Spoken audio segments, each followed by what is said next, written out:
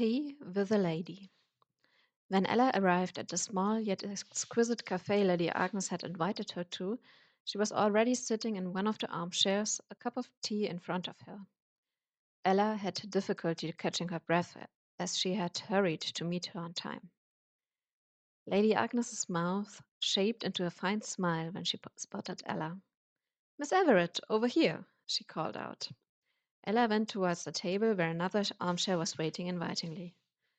I'm awfully sorry, Lady Agnes. I had some unexpected business to attend to.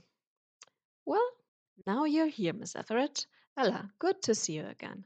How are you doing, dear? I must admit you look a little off today. What could Ella respond to that? She did not want to tell her about Pedro just yet. She was still too uncertain about what had even happened. Well, nothing to worry about, I guess. But you are not sure. Her eyes were focused on Ella, her age not betraying her sharp mind.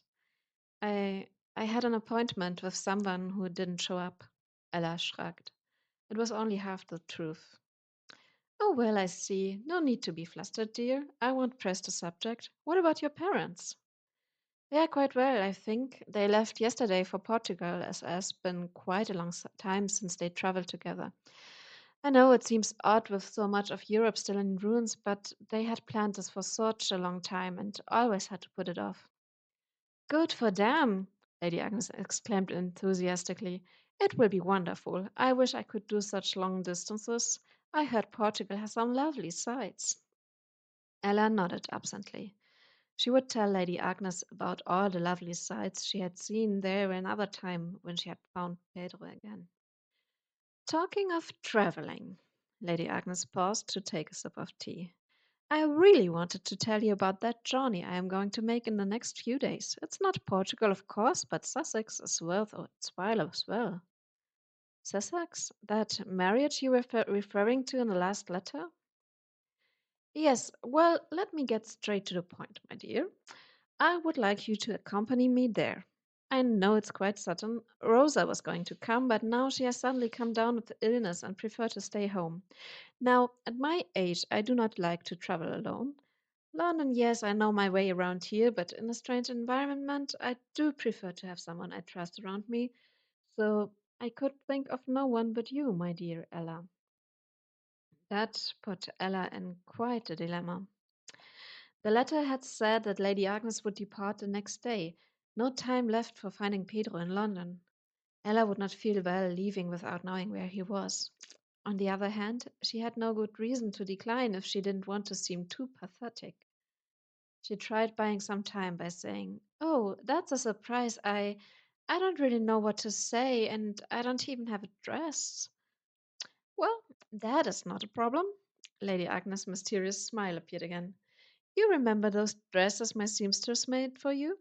There was one she had not finished yet. I was about to send it to you, but as we were meeting anyway, I think it will be perfect for the occasion.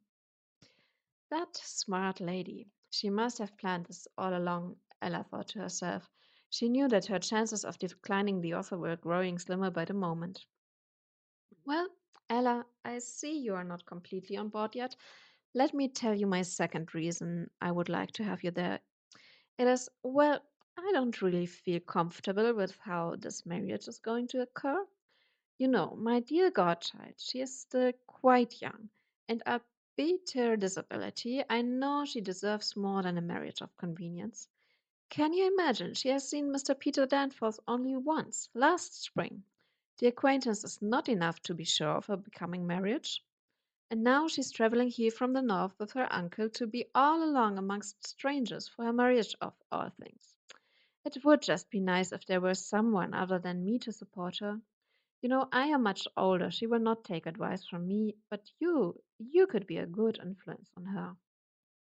Lady Agnes was rattling on, but Ella's brain had stopped following the argument as she looked for the first possibility to insert her question. Mr. Danforth, you said? She wanted to be sure she had heard it all right. Lady Agnes raised an eyebrow. Yes, do you know him? Can you tell me more about his character? No, I think I read the name somewhere. So, what do you say? She looked at Ella quizzically. Would it be very rude to take until tonight to decide? Ella saw that Lady Agnes was disappointed, and it was not her habit to delay a decision, but she had to talk to Margaret before taking any further steps. Well, of course, you must take your time to think about it, my dear. Just don't take too long. I will be on my way on Monday morning and would quite like for you to travel in the motor car with me. Do send a note as soon as you come to a decision. She gave Ella her London address. Ella nodded. Of course she would. Thank you for the tea, Lady Agnes. I do hope to be able to come, but there is something I have to do first.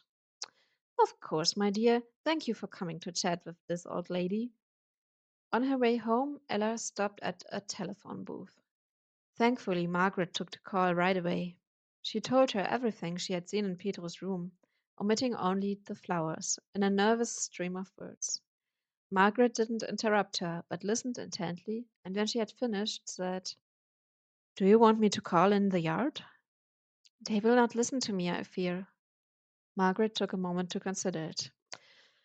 You might be right, but I am sorry to say that I will not be able to help you in many ways either. I received a summons to the north from an old friend. It seemed quite urgent.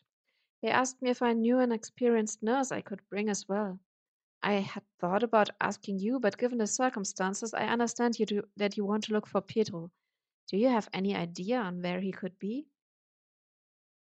Ella told her about the name on the contract and the wedding Lady Agnes had invited her to. It might be another utter waste of time, but it is the only clue that I have right now. Then you should go. There was a moment of silence on the line, then Margaret continued. Do be careful, dear, though. That Mr. Danforth, he. But then the line was cut, and even as Ella tried calling again, she could not reach her.